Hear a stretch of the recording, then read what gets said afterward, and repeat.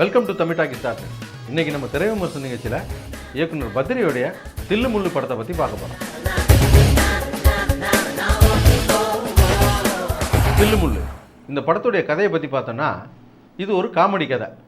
நம்ம ஏற்கனவே சொன்ன மாதிரி காமெடி படத்துக்கு உண்டான எல்லா கண்டிஷனும் இதுக்கும் அப்ளை ஆகும்.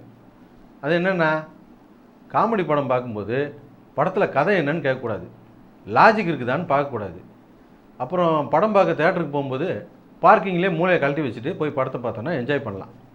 அது மட்டும் இல்லை, இந்த படத்தை பொறுத்த வரைக்கும் தில்லு முள்ளு ஏற்கனவே வந்த படம்ன்றதுனால அந்த கதையோட இதை ஒப்பிட்டு பார்க்கக்கூடாது. அந்த படத்தோட கம்பேர் பண்ணி பார்த்தோம்னா இந்த படத்தை ரசிக்க முடியாது, குழப்பம்தான் மிஞ்சம். இருந்தாலும் இந்த படத்தை பற்றி விமர்சனம் பண்ணும்போது அந்த படத்தை பற்றி பேசாமல் இருக்க முடியாது.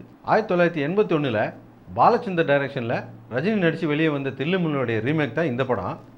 அந்த தில்லு முள்ளுவே கூட அமல் பலேகர் நடித்து 1979 ஹிந்தியில் வெளியே வந்த கோல்மாலுடைய ரீமேக் தான். அந்த படத்தோடைய கதைப்படி முதலாளிகிட்ட அம்மாவுக்கு உடம்பு சரியில்லைன்னு போய் சொல்லிவிட்டு ஃபுட்பால் மேட்ச் பார்க்க போயிடுவான் ஹீரோ. அதே கிரவுண்டுக்கு முதலாளியும் வந்துடுவார். அந்த ஃபுட்பால் மேட்ச்சில் இவன் பண்ணுற கலாட்டாவெல்லாம் முதலாளி பார்த்துருவார். பார்த்துட்டு மறுநாள் இவனை டிஸ்மிஸ் பண்ண போகிறேன்னு சொல்லும்போது, நீங்கள் ஃபுட்பால் கிரவுண்டில் பார்த்தது நானே கிடையாது, அது என் தம்பி, அவனுக்கு எனக்கு ஒரு வித்தியாசம் இருக்குது, அவனுக்கு மீசை இருக்காது, எனக்கு மீசை இருக்கும், நீங்கள் வேணால் நல்லா பாருங்கன்னு குழப்பி ஒரு பொய்யை சொல்லி அதிலேருந்து தப்பிச்சிருவார். அந்த பொய்யை மெயின்டைன் பண்ணுறதுக்காக படம் பூரா பொய் சொல்லிக்கிட்டு இருப்பார். அதுதான் அந்த படத்துடைய கதை. பழைய தில்லு முள்ளில் ஹீரோ பொய் சொல்லிவிட்டு ஃபுட்பால் மேட்ச்சுக்கு போயிருப்பான், தம்பிக்கு மீசை இருக்காது அப்படின்னு சொல்லியிருப்பான்.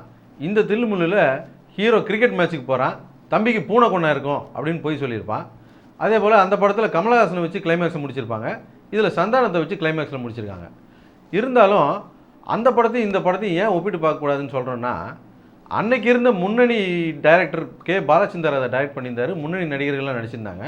ஆனால் இந்த படத்தில் இப்போ இருக்கிற காமெடி ஆர்டிஸ்ட் இப்படி தான் வச்சு படம் பண்ணியிருக்காங்க. அதனால் அதையும் இதையும் ஒப்பிட்டு பார்க்குறது எந்த அளவுக்கு சரின்னு தெரியல. இந்த படத்தில் ஹீரோ ஒரு பொய்யை மறைக்க இன்னொரு பொய்யும், இன்னொரு பொய்யை மறைக்க இன்னொரு பொய்யும் சொல்லி மாட்டிக்கும் போதெல்லாம் அதிலேருந்து எப்படி வெளியே வந்தா அப்படிங்கிறத ரொம்ப விறுவிறுப்பாகவும் காமெடியாகவும் நல்லா பண்ணியிருக்காங்க. வசனம்லாம் ரொம்ப நல்லா இருக்குது. படத்தில் எந்தெந்த சீனுக்கு எந்தெந்த நடிகர்கள் தேவையோ எந்த காம்ப்ரமைஸும் இல்லாத நல்ல நல்ல நடிகர்களை போட்டு எடுத்திருக்காங்க. அதுவும் போக படம் முடிகிறதுக்கு ஒரு 10-15 நிமிஷத்துக்கு முன்னால் தான் சந்தானம் வர்றாப்புல. அந்த 10-15 நிமிஷமும் ரொம்ப பிரமாதமாக இருக்குது காமெடி. இன்னும் சொல்லப்போனால் அந்த தில்லு முள்ளில் கிளைமேக்ஸ் ஏதோ முடியாத மாதிரியே இருக்கும், ஆனால் இந்த தில்லு முள்ளில் கிளைமேக்ஸ் ரொம்ப பிரமாதமாக முடிச்சிருக்கிறாங்க. இதுக்கு இடையில் இயக்குனர் விசு இந்த படத்தை தடை செய்ய சொல்லி ஒரு கேஸை ஒன்று போட்டு விட்டார். அது என்னென்னா, இந்த படத்துடைய கதை யார்தான் வேணால் இருக்கலாம், இவங்க யார்கிட்ட வேணால் வாங்கியிருக்கலாம், ஆனால் திரைக்கதை என்னுடையது, என்னுடைய அனுமதி இல்லாமல் இந்த படத்தை எடுத்தது தப்பு அப்படின்னு சொல்லி கேஸை போட்டார். ஆனால் கோர்ட் இந்த கேஸை விசாரிச்சுட்டு படத்துக்கு தடையெல்லாம் கொடுக்க முடியாது, உங்கள் கேஸை விசாரிக்கிறோம் அப்படின்னு சொல்லியிருக்குது. இதை பற்றி சினிமா வட்டாரத்தில் விசாரித்தப்போ சினிமா வட்டாரத்தில் இருக்கிறவங்களாம் என்ன சொல்கிறாங்கன்னா, ஒரு படத்துடைய மூலக்கதை யாருது அப்படின்னு சொல்லி உரிமை கொண்டாடி தான் கேஸ் போட முடியுமே தவிர இந்த மாதிரி திரைக்கதை வசனத்துக்கெல்லாம் போட்டுக்கிட்டு இருக்க முடியாது. அப்படி போட்டாக்க படத்தில் இருக்கிற கேமராமேன் வந்துட்டு நான் தான் இந்த ஆங்கிள் சொன்னேன், இது எனக்கு உரிமை உண்டு, எனக்கு எதாவது கொடுங்கன்னு கேட்டு நிற்பார். அப்புறம் அவங்க ஆஃபீஸ் பாய் கூட வந்து சொல்லுவார், படத்தில் சீன் எழுத முடியாமல் முழிச்சிக்கிட்டு இருந்தானுங்க, நான் தான் டீ போட்டு கொடுத்தேன், அதுக்கப்புறம் தான் இவங்களுக்கு வேலை செஞ்சு எழுதானே அந்த சீனை அப்படின்னு சொல்லி அவனும் வந்துடுவான். இதெல்லாம் சரி வராது அப்படின்னு சொல்கிறாங்க. இருந்தாலும் இந்த கேஸை கோர்ட் விசாரிக்கிறேன்னு சொல்லியிருக்குது. இது சிவில் கேஸ் தான், எப்படியும் ஒரு 50-60 வருஷம் நடக்கும். அப்போ நம்மலாம் இருந்தோம்னா இது என்ன ஆச்சுன்னு தெரிஞ்சுக்கலாம். இந்த படத்தோடைய வியாபாரத்தை பற்றி பார்த்தோன்னா, இந்த படத்தோடைய ஆர்டிஸ்ட் டெக்னீஷியனுக்கே பெரிய சம்பளம் போயிட்டதுனால படம் ஃபஸ்ட்டு காப்பி 8 கோடி ரூபாய்க்கு மேலே போயிடுச்சு. இவங்க 8 கோடி ரூபா செலவு பண்ணதுனால அதுக்கேற்ற விலை கேட்டதுனால படம் பெருசாக அவுட் ரேட்லாம் எந்த ஏரியாவும் போகல. அதனால் பெரும்பாலான ஏரியாவை இவங்களே தான் ரிலீஸ் பண்ணியிருக்காங்க. இந்த படம் ரிலீஸ் ஆன அதே டேட்டில் தீயா வேலை செய்யணும் குமார்னு இன்னொரு காமெடி படம் ரிலீஸ் ஆனதுனால இந்த படத்துக்கு பெரிய ஓப்பனிங்கும் கிடைக்கல.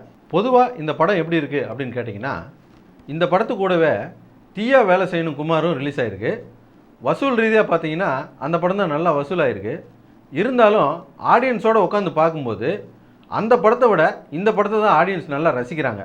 எங்களுடைய கணிப்பு கூட இந்த படம் தான் நல்லா இருக்க மாதிரி இருக்குது. இந்த படத்தை குடும்பத்தோடு போய் பார்த்து சிரிச்சிட்டு வரலாம். இந்த மாதிரி படங்கள் நல்லா இருக்குன்னு சொன்னாலே விசிடி வச்சுருக்கியா அப்படின்னு தான் கேட்குறாங்க. தேட்டரில் போய் பார்த்தீங்கன்னா நல்லாயிருக்கும். எங்களுடைய நிகழ்ச்சிகள் உங்களுக்கு பிடித்திருந்தால் உடனுக்குடன் கண்டு மகிழ கீழே உள்ள சப்ஸ்கிரைப் பட்டனை அழுத்தவும். எங்களுடைய நிகழ்ச்சிகள் உங்களுக்கு மிகவும் பிடித்திருந்தால் உங்களுடைய நண்பர்களுக்கு ஷேர் செய்யவும். எங்களுடைய நிகழ்ச்சிகள் பற்றி உங்களுடைய கருத்துக்களை எங்களோடு பரிமாறிக்கொள்ள கீழே உள்ள ஃபேஸ்புக் மற்றும் ட்விட்டரில் தொடர்பு கொள்ளவும். சினிமா பற்றிய செய்திகளை உடனுக்குடன் தெரிந்து கொள்ள கீழே உள்ள www.tamiltalkies.net இணையதளத்தில் காணவும். நன்றி, வணக்கம்.